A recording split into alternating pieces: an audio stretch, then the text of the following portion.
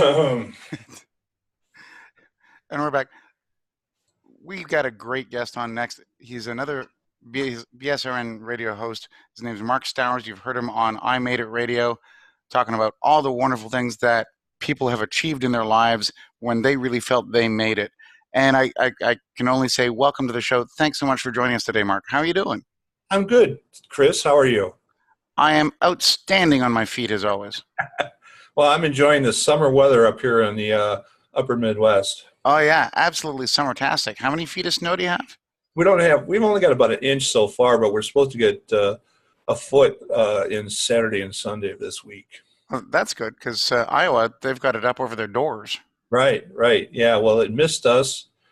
We have this natural effect because I'm at the head of seven, or at the emptying into the Mississippi of seven different rivers, and Oh, lovely. the weather seems to kind of go around us. Okay. So we don't usually get hit too hard, and it's really kind of disappointing for an upper Midwest boy like me. As long as you get snow for Christmas, I mean that's the big advantage, right? Right, right. Yeah, I used to work in California for a year. I couldn't get over having no snow for Christmas and palm trees for Christmas trees. I thought I'd have a problem with it coming from Canada originally, and then I came here and to Phoenix, and we dressed up a cactus like Santa Claus, and really I didn't miss it, Yeah, not one little bit. In particular, the shoveling of said snow, yeah. and the ice pack at the end of the driveway when the plow went by. But I did not miss that at all. No, that's part of the ambiance of living in an upper Midwest. Yeah. And we had river effect snow from the Ottawa River and the other Mississippi branch up north. But it's and the Rideau Canal, of course.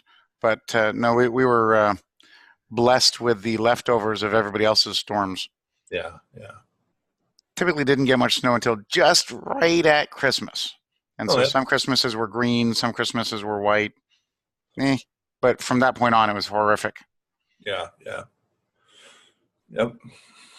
So Mark, you've been doing a lot of work in your shows lately, focusing on the subject of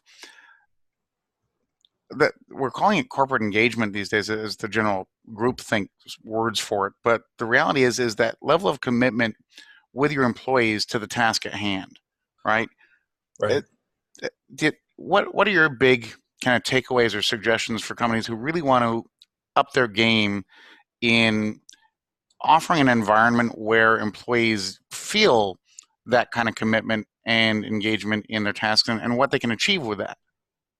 Well, one of the things is that I always feel that the best way to operate. Well, let me explain a little bit. I owned a small business for 14 years, a home care business. And before that, I was a financial executive. Started out as a clerk, went up to a financial executive in a corporate life. And one of the things I observed there, and then I tried to instill in my small business, was treating my employees like they were family. Okay. Mm-hmm. And that means everything from talking to them when they come in, having a good time, discussions. One of the things, a couple of things happen is that if they were doing something really well, we try to reward them with something. Okay, whether it's a $10 gift card or $25 gift card.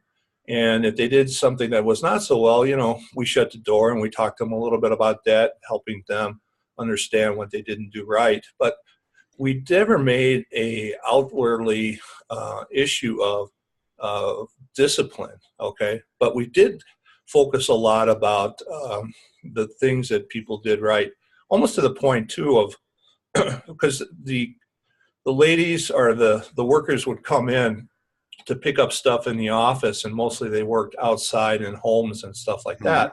So what we do is we allow them to bring their kids in with them, and we got to know the kids. I had a whole drawer where the kids knew where we had paper and crayons and magic markers and stuff like those types of things available.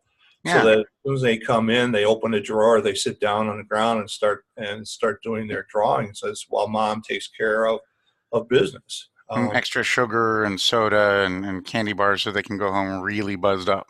Well, I mean, Halloween type size Yeah. candy bars, and we actually had Halloween where we, if families, if mothers would bring in their kids on Halloween and they were dressed up, then they would get a treat. Not a full size 12-ounce Snicker bar, but maybe a 1-ounce candy bar or something like that. I actually got to the point where, and it got to the point where the kids would come in and actually sit and talk with me while mom and one of my office employees would deal with whatever had to be dealt with work wise. Yeah. And so it made them feel comfortable. Okay. The other thing that we did too was we always backed the employee. If we had an employee issue and with a customer, and a customer was saying one thing and the employee was saying another thing, I always backed the employee because I learned a long time ago that employees make the business. Okay, customers come and go, but employees stay for a lot longer. So we worked a lot on that in our interview process. I actually had a couple of Labradors, a black and a yellow Labrador, which are my daughters and mine, and they would lay in my office. And if new employees came in, they were applying for jobs, and one of my dogs picked up his head and started to growl a little bit. Typically, they didn't go after anybody; they just kind of growl in acknowledgement and then go back to laying down. We probably wouldn't hire that potential employee because we had learned over the years that, we had listened to the dog growl and we still hired the employees, and the employee didn't work out for some reason or another. So it was almost an immediate reaction in that last maybe 4 or 5 years to how we we treated our employees. And there's it's a multinational firm out here, headquartered in Arizona, that does air conditioning at Gettle, right? And they have bought some local plumbing companies as well, and they do a pretty broad-based business in the heating and air conditioning and plumbing and kind of householdy support stuff. And that's what the CEO of Gettle does is if you don't pass his dog Sadie's sniff test, you're not in. Doesn't matter anything else. That's they're given. So it's surprising how many companies of just about any size that relationship with animals is having an impact. Yeah, and I think it's they can certainly pick it up intuitively more than we can. We probably recognize it, but we may not have it set up as well as these guys do. As the dogs. Yeah, we've tuned it out, trained it out. Yeah, and we're looking at it more analytical and things like that, whereas the dog is more sensitized to an emotional thing. I've had dogs that one of my dogs would just, some lady would walk in, the lady would say hi to the dog, and the dog would jump up and start, wagging his tail and start jumping on her and saying, oh, treating her like a long lost friend type of thing. Yeah. And those were, and in some cases we try not to allow that. But that showed that, the lady or the lady or the employee was committed to, at least dealing with animals. Because, in a lot of the households that we lived or we worked in, there were animals, whether cats, dogs, Yeah. whatever the case may be. And they had to get along with them as well, too. Yeah, especially the ones that have the more exotic pets. Right. The worst we had was 12 cockatoos. That had to be fun. Yeah, they were a mess. And I mean, they had a large living room and they'd fly around, and it was just birds too. Yeah, just disgusting. Well, that brings up the next part, of course, and that's with the way employees are turning over these days.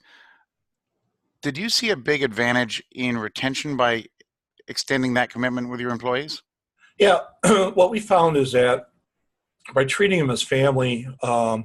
What happened was, if there was another job available that was close in pay rate or close in benefit rates, um, the employee was not really ready to move on. Okay, and they would stay with us longer. Now, in some cases, the younger employees were really focused on the money and the benefits, so you really couldn't do anything to stop them. Yeah. But the older ones, and I say older, say 30 and older, were it took a little bit of thought to actually make the move. Whereas the 20, the nursing students, stuff like that, I mean, they were gone. Yeah. They were trying to continue to build up their resume. And that's going to be a trade-off, but it does provide an advantage. And the cost of employee turnover rate is so high. Any company that can find that additional little bit of engagement and in particular commitment can achieve a whole lot more with that. So that's really cool. Well, we're going to wrap up in just a second, but before we do, I want to talk a little bit about your brand new Facebook group for the I Made It radio show. Okay. That's exciting news, huh? Yeah, what we're going to be doing is we're going to be posting opportunities to get involved with webinars, to get involved with the membership site, and I Made It. That's coming out around Christmas or so.